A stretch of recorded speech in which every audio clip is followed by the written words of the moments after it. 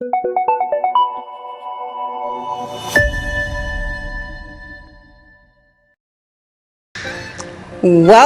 to CandisLive. My name is Candice Marshall, and it's so fantastic to be here with you today. Well, you're joining me, and we are about to get into some stuff. A little bit of this, a little bit of that, a little bit of something to change your life. Maybe only for today, or maybe for a lifetime. Come on in, let's get started. You know, there are a lot of things that run across my mind during the course of the night and the course of the day. And a lot of these things I think about, I think that someone can benefit from this. Someone can benefit from this experience. It may be something simple. It may be something so infinitesimal that you may overlook it during the course of your day, but then it happens and you're thinking about it. And all of a sudden you're making changes to your life because of it, you know, and that's the thing. That's creating change, and that's how change happens. A simple thing happening out of nowhere, coming from Westfield, Southfield, Northfield, just coming out of the blue, and it changes who you are, it changes which direction you want to go into, and it changes how you look at the world. You know, I've had one of those experiences lately. You know, during this pandemic, we've been through so much. My kids are home, I'm home, my mom's home, everyone's home, and we're pretty much on top of each other. You know, as an adult, it's great. As a parent, it's great to have your kids around. But when it comes to being forced to be in a space together, you kind of get to that point where even the air smells like children. And if you're a parent, you understand exactly what I mean. If you're a teacher, you understand exactly what I mean. Well, a few weeks ago, I had this interaction with one of my sons, and it was something that really blew my mind. You know, it got me thinking about how I perceive myself and how most children perceive themselves as they go through this pandemic. So this is how it all happened. I was in my kids' room and I was taking a nap, and all of a sudden I was startled because I heard my son, my eldest son, shouting and screaming, and then the next thing I know, I heard my mom's voice over his, and she's shouting, trying to calm him down, trying to defuse the situation. And then my son comes storming into the room, and he startles me, and I wake up, and he's crying. I mean, he's washed in tears. And I'm trying to figure out what's going on, but he wouldn't calm down to let me hear him, or to give me an opportunity to understand what he was going through. So in the matter of moments, I moved from a state of slumber and relaxation to total disarray. And so I got up, and his voice is raised and my voice is raised, and we're going back and forth, but nobody's really listening. And we're shouting at each other, and at one point we're like 2 feet away from each other, and he says to me, "Mommy, are you going to hurt me?" And I say to him, "I don't want to hurt you, but you need to let me know what you need. I don't know what you need. I don't know how to help you." And at this point I am frustrated. And he shouts back, "I am frustrated, Mommy, I don't know what to do." And in that moment, when I heard him shout back to me, "I am frustrated, I don't know what to do," it was like a light bulb clicked on. We're here every day with our family and our friends, and we're all going through this tumultuous time. We think about the things that we're up against. We think about, oh, you know, I can't work, so I don't have enough money. I am struggling to feed my family. I don't know if I'm going to have a job afterwards. I'm not sure how my health is going to stand up through all of this. And we look at each other, and I think what happens a lot of times is that we forget. We forget that even as you are a human, having this human experience, feeling the frustration of today, feeling the frustration of not knowing what tomorrow holds, that the person on the other end of your harsh words is experiencing the same thing. The person outside on the streets, driving in their cars, looking as though they're on a rampage. They're feeling the same thing. The people that you meet in the food store, that you meet in the bank line, that you meet everywhere that you go, we're all experiencing the same thing. And it comes out in the form of anger. It comes out in the form of frustration. It comes out in sometimes some very, very negative ways. But today, listen, I am going to offer you a little bit of solace, okay? Now, when it came to me and my son in that situation, and we were hot-headed. I mean, we were like two beasts of burden. Our heads were just banging together. No, I need you to understand me. You need to understand me. No, no, no. And each of us fighting for our ground, fighting to be right, fighting to be understood, fighting to be accepted, fighting to be comforted, while neither of us took the time to listen. And not just listen to the words, because the words are not what really matters, but the emotions behind the words. Because my son in his frustration wasn't saying to me, Mommy, I'm tired of this situation. My son in his frustration, when he was able to calm down, he says to me, Mommy, listen to me. I don't know how to be the person that is required of me right now. I don't know how to be this person. I don't know how to be strong and understanding right now. I feel as though the world is closing in on me. I feel as though there are too many people in my line of sight. There are too many people too close, touching me. I feel as though it's too much for me. I do not know how to relate to this. And so I sat him down and we talked about it. And I will be honest with you, we cried. We cried. I sat with him and he cried and I cried. And he says to me, you know, Mommy, I need you to teach me how to be a 12-year-old. And I had to be honest with him. I don't know what it's like to be a 12-year-old.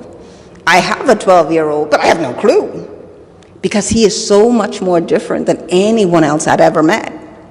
I remember when I was 12 years old, I was so much more different than him. When I called my mother into the conversation, she recalls when she was 12 years old, and she was so much more different than the rest of us, you know? But here we all are now in this pandemic, and he's trying to understand it from a 12-year-old's perspective. And I had to tell him, I said, okay, here's what we're going to do. We're going to find our place of peace from a human perspective. What does the human that exists in this body, the human spirit that exists in this body, what does that human spirit need in order to get through today into tomorrow? Do you need to be heard? Are you prepared to listen? Are you prepared to stand still and allow someone else to say to you, hey, I'm going through. I don't understand. Can you give me a word of encouragement? I need a word of wisdom. I don't know what the next step is. Are you willing to be the ear to hear? Because a lot of times when you take a moment out of your own frustration and open your ear to that of others, you will realize, number one, maybe it isn't as bad as you think. Number two, maybe what they are saying makes a lot of sense for your situation. Number three, it doesn't benefit you to complain. Complaining gets you nowhere. The only thing it does is rehashes the things that you cannot change. And number four, when you take the opportunity to sit with people that share your perspective and that are indeed in the struggle with you, but are just looking for an outlet to say, oh, man, I needed to get that off my chest so that I can see the way clear to do something else. It gives you life. It gives you an opportunity to be better. It gives you an opportunity to relieve some of your stresses. You know, I realized that in talking to my kids and in talking to other people that I've come in contact with that are also frustrated. You know, they don't know what's happening with their jobs. They don't know what's happening with anything. And I've had these conversations, you know, that one-off person. I would invite people over to my house. I'm like, okay, I'll bring the tired chairs from in the backyard, put them on the front lawn, you know, offer a cup of bush tea. Let's talk. Let's talk. And oftentimes we sit down and we have these conversations, and they talk about their business. Oh, my business is failing. It isn't doing this. This pandemic has locked everything down, and I don't know what to do. And the first thing we do is that we do a resource check. A checklist. We whip out a piece of paper and we go down the list. What is it that you have? Yes, the pandemic stopped trade in these ways, but what is it that you have that you brought into the pandemic with you? What are the resources that you brought in with you? And we would sit down and we would go through them one by one, line by line, and we'll come up with a wealth list. That's what I call it, a wealth list, right? And the funny thing about this wealth list is that it's not just about money. In fact, money is the least of it. The wealth list has more to do with what's happening here in your mind. How are you perceiving today? How are you perceiving your present situation? How are you perceiving your present resources? And once we started to do that, once we started to go through our wealth list, and I think the most effective part of the wealth list is when we started to look at the wealth of blessings. And not in comparison to what is happening in anyone else's life, not in comparison to the lack that is happening around the world, but in comparison to what we could not have had. So, today, you woke up, boom, number one on your wealth list. You're in exceptional health. Why we say exceptional? Because guess what? You're not in the hospital. You're not on a ventilator. You're not struggling to breathe. You have an opportunity. If you are ill with any sort of illness, you have an opportunity to make better choices about improving your health. Why? Because you're alive. You're standing up, you're vertical, baby. That means you have an opportunity. So that's number two on your wealth list. So right now, you are so wealthy. Now, number three, your first action move. Like, you know what, today, I am going to do this thing. I am going to conquer that thing. Because you know what, that's been on my list for forever. It doesn't mean that you're going to get it all today. But today is the day you decide. You decide. Frustration is not going to get you. You know why? Because wherever frustration went, you ain't there no more. You are not there anymore. You're checking out your wealth list. And in your wealth list, number one, you woke up, you're blessed. Number two, you have an opportunity to improve your life. Number three, you have resources that before didn't look like resources because you were using them for something else. But now that this new opportunity has presented itself, a world of blessings has just opened up. And number four, you get an opportunity to change your circle. Change your circle. You know, I go back to the conversation with my son and I, as we stood there opposite each other, just battling it out, just trying to get that ground. And I told him, I said, you know what? I may not have the answers that you need today, but I'll tell you this, because I have struggled in this way before, I am determined to not only find the answers for me, but I am determined to have that wealth so I can pass that on to you. So right now, the circle that you're in may have worked for your previous experiences.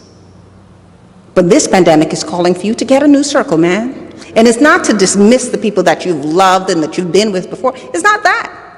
You need some people who can understand where you are at, understand that where you are at is not where you desire to be, and understand what it's going to take for you to get to that next step.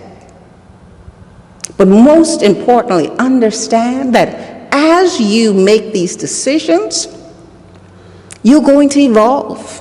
You're going to become someone else, someone different, someone better. And during this evolution, they won't know who you are. You know why? Because you won't know who you are. And that's okay. This is what evolution is about. This is what change is about. This is what finding out who you are, where you should be, and what your place is in this world is about. You know, we all go through those stages, just like my son, where we look at the world, where we look at our circumstances, and we beat our chest, and it's like, I just had enough. And you want to destroy everything just to make it stop. But you need to surround yourself with people that are going to be a safe space for you to vent, for you to say, I'm frustrated, for you to say, I'm angry, for you to be angry, for you to cry, for you to wallow in the dirt. But then they pick you up and they say to you, listen, the world is waiting on you. All of you. The thing that you think is not worthy for the world, we want it. Come. It's okay to cry. It is okay to feel defeated. It's okay to be frustrated. But whilst you do all of this, remember, it is you that you are becoming, not anyone else. It is you who the world needs, 120%. And this journey to becoming you is not for the weak. It is not for the weak. And it is not a journey to be taken alone. So don't worry that the pandemic has come. Don't worry that you're no longer on that job that you were on. This is a new season. And in this season, it is required for you to be 100% you, not reactive, not rejecting anyone else, but embracing your authentic self. And when you do that, you know what you're going to do? You are going to create change today and every day. Be blessed. It was great seeing you today. It was great having this opportunity to talk to you. And you know what? You need to tune in to the next episode of CandisLive. Because next time, we're going to talk about some stuff. And you are going to want to be a part of this conversation. I love you.